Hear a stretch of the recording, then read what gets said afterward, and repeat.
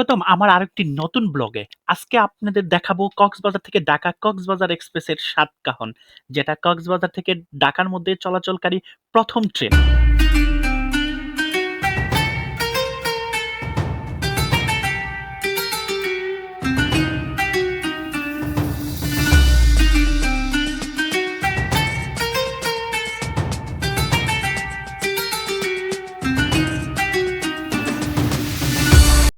বন্ধুরা, আমরা এখন চলে আসছি কক্সবাজার রেলওয়ে স্টেশনে। আর এখান থেকে আমার যাত্রা শুরু হবে ঢাকার উদ্দেশ্যে। আজকের গন্তব্যের যাত্রা সঙ্গী হচ্ছে কক্সবাজার এক্সপ্রেস। সকালের মিঠে রোদ আর পেছনে ফেলে এলাম দিগন্ত বিস্তৃত সমুদ্র সৈকতের স্মৃতি। আজ আমরা যাত্রা শুরু করছি ঠিক এইখান থেকেই, বাংলাদেশের সর্বাধুনিক রেলওয়ে স্টেশন কক্সবাজার থেকে।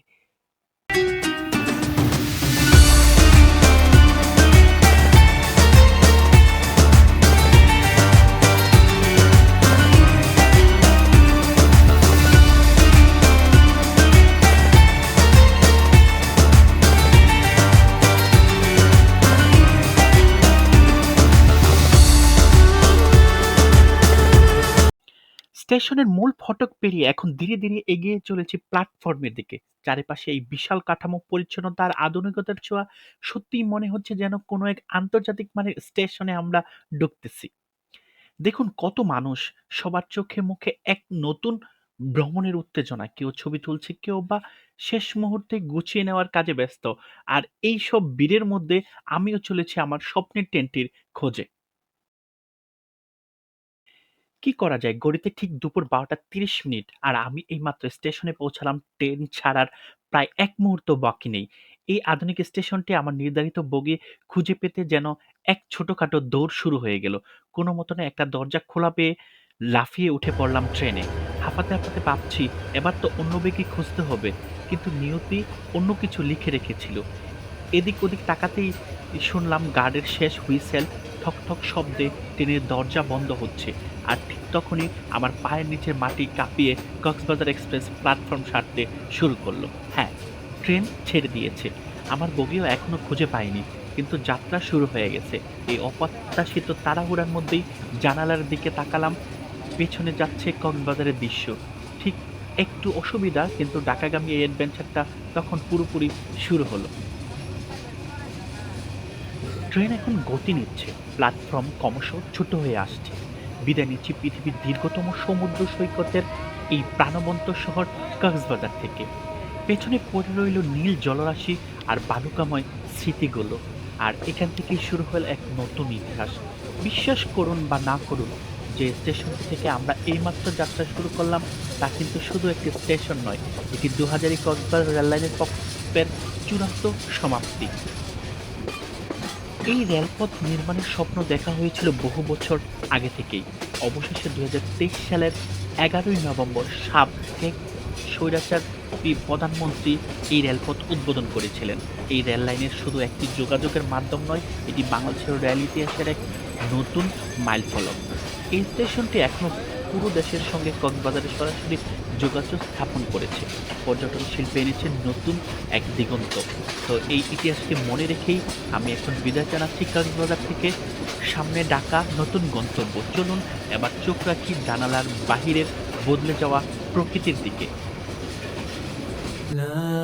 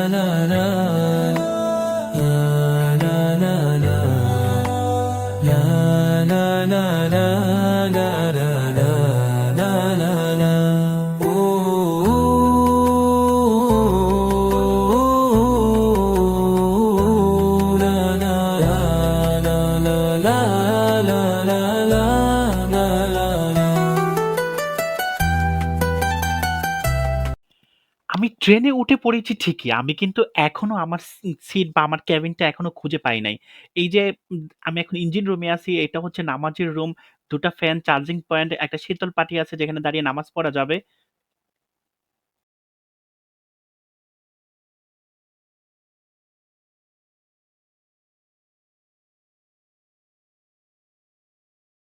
এই হলো কক্সবাজার এক্সপ্রেস স্নিগ্ধা বা এসি চেয়ার কোচ। এইখানে প্রতি ১ সিট পর আপনি ফ্যান পেয়ে যাবেন এসি থাকা সত্ত্বেও এবং charging point, electronic device charge দেওয়ার জন্য সিটগুলো অনেক মোলায়েম। প্রতি সিটের সাথে পেয়ে যাবেন ফুড ট্রে যেখানে রেখে আপনি চা বা কফি বা খাবার খেতে পারবেন। এট লিস্ট আমি পৌঁছে গেলাম আমার কেবিন কোচে। আমার ছিল আ বগি ছিল বগি যেখানে আমার কেবিন। আর অবশেষে আমি আমার কেবিনে। আ এই হচ্ছে আমার কেবিন। আমি পুরোটা দেখাতে পাচ্ছি না কারণ আমার সামনের সিটে লোক আছে তাই আ আপনাদেরকে যতটুকু পারি আমি দেখানোর চেষ্টা করলাম আরকি। জার্নি তো চলতেই থাকবেই।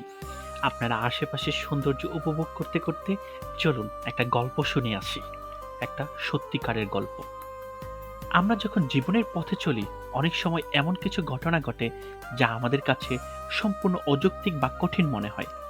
কেন এমন হলো সেই প্রশ্নে আমাদের মনে বারবার আসে।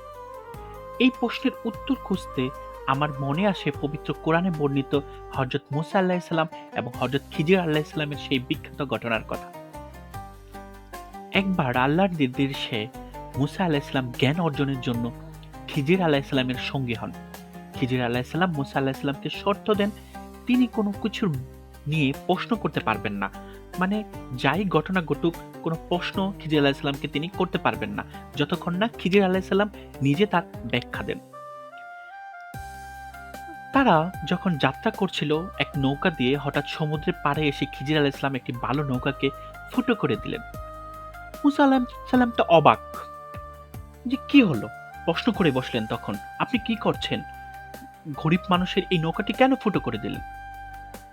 খিজির আলাইহিস সালাম শুধু বললেন, আমি তো তোমাকে আগেই বলেছি আপনি ধৈর্য ধরতে পারবেন না। মূসা আলাইহিস সালাম নিজের ভুল বুঝতে পারলেন এবং খিজির আলাইহিস সালামের কাছে ক্ষমা চাইলেন। এরপর যখন তারা আলাদা হয়ে যাচ্ছিলেন, তখন খিজির আলাইহিস সালাম সেই ঘটনার ব্যাখ্যা দিলেন ঠিক এভাবে। তিনি বললেন, সামান্য সামনে এক অত্যাচারী রাজা ছিল যে সব ভালো নৌকাগুলো জোর করে ছিনিয়ে নিত। নৌকাটি সামান্য ক্ষতিগ্রস্ত করার ফলে রাজা সেটি আর নেবে না। ফলে দরিদ্র মালিকেরা পরে নৌকাটি মেরামত করে আবার নতুন করে ব্যবহার করতে পারবে। এই গল্প আমাদের শেখায় জীবনের আপাতত দৃষ্টিতে খারাপ ঘটনা বা ক্ষতি অনেক সময় আমাদের জন্য আল্লাহর পাক থেকে আসা এক বৃহত্তর কল্যাণ বা নেয়ামতের মাধ্যমও হতে পারে। অনেক সময় আমরা তাৎক্ষণিক কারণ বুঝি না, কিন্তু সবর করলে একসময় বুঝতে পারি আল্লাহর প্রতিটি ফয়সালাই প্রজ্ঞাময়।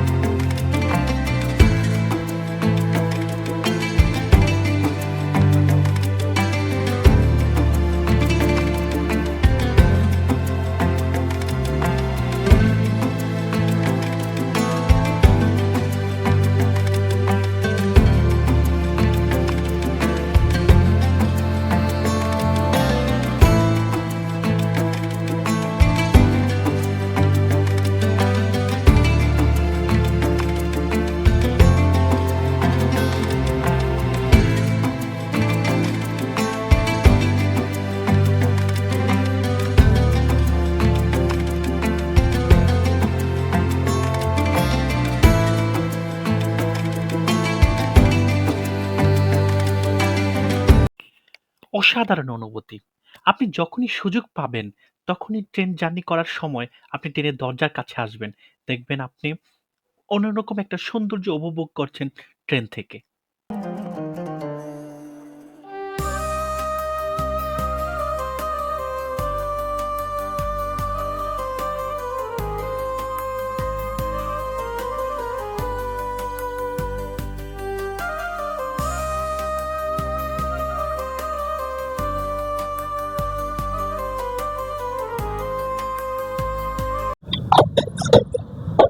আমরা পারবো যে কারো এটা সড়ক এবং রেল দুটাই কাজ করে।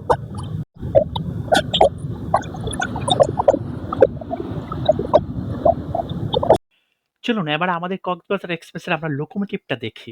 আমাদের লোকোমোটিভ হচ্ছে ৩০২৬ সিরিজের MEI।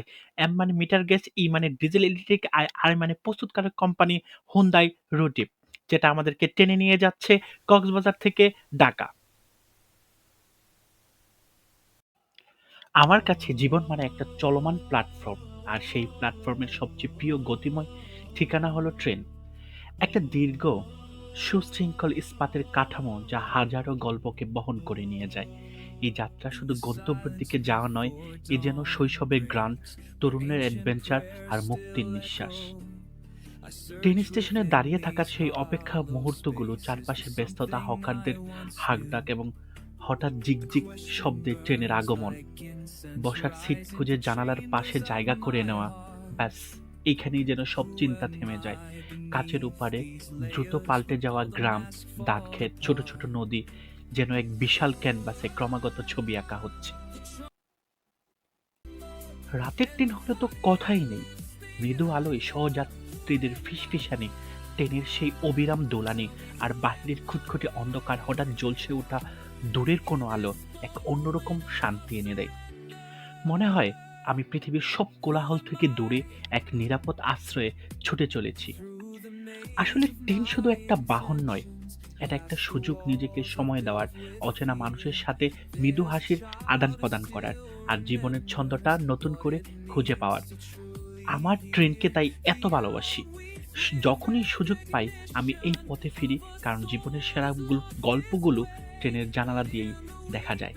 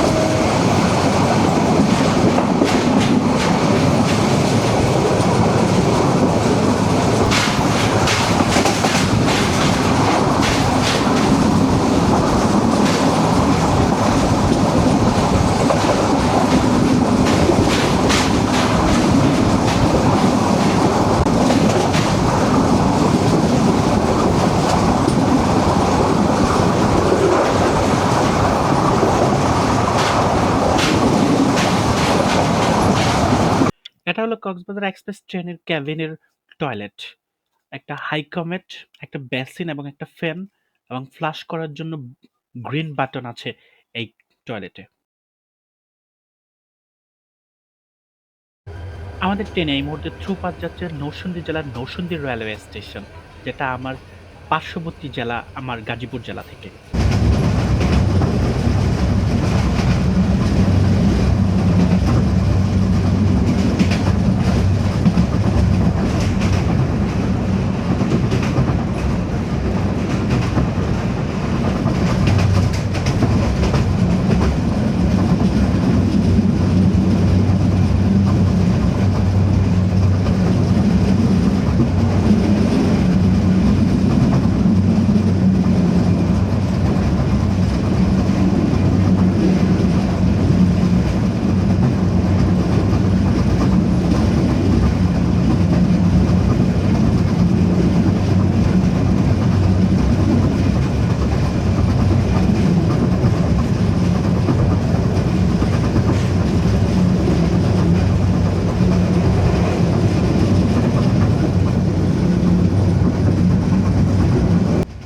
আমরা এখন পার করছি শীতলক্ষ্যা নদীর উপর নির্মিত গোড়াশাল সেতু।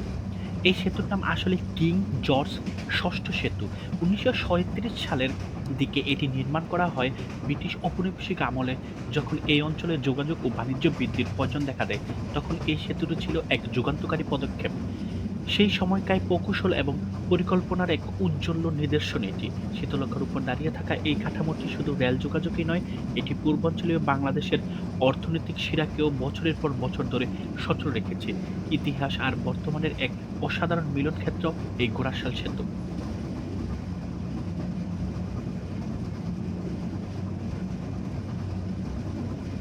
কক্সবাজার থেকে ছেড়ে আসা ঢাকামুখী কক্সবাজার এক্সপ্রেস এখন পার করছে কালীগঞ্জ উপজেলায় গাজীপুর জেলায় অবস্থিত আরিখোলা রেলওয়ে স্টেশন, যেটা আমার প্রাণের শহর কালীগঞ্জে অবস্থিত। দেখুন কত দুঃখ, আমি আমার এলাকা ছেড়ে এখন আমার নামতে হবে বিমানবন্দরে গিয়ে, তারপর আমার আবার রিটার্ন আসতে হবে এই জায়গায়।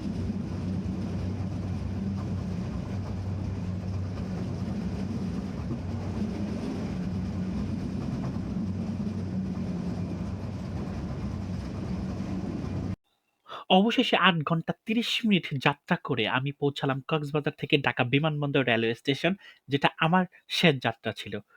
ট্রেনের যাত্রা শেষ, স্মৃতিগুলো অমলিন। এই অভিজ্ঞতাগুলো নিয়েই ফিরছি, আবার দেখা হবে রেললাইনের ধারে। দীর্ঘ পথ পেরিয়ে গন্তব্যে পৌঁছালাম। কক্সবাজারের এই জার্নি ছিল অসাধারণ। আপনি যদি চড়তে চান তাহলে অবশ্যই চেষ্টা করবেন। আপনার যাত্রা শুভ হোক। এই ছিল আমার কক্সবাজার এক্সপ্রেসের ভ্রমণ অভিজ্ঞতা। যদি এই জার্নিটা আপনাদের ভালো লেগে থাকে, তবে ভিডিওতে একটা লাইক দিন, কমেন্ট করে আপনার মতামত জানান। আর এমন আরো অনেক দারুণ দারুণ ভ্রমণের গল্প দেখতে চ্যানেলটি সাবস্ক্রাইব করে পাশে থাকুন। দেখা হবে পরের কোনো ভিডিওতে। আল্লাহ হাফেজ।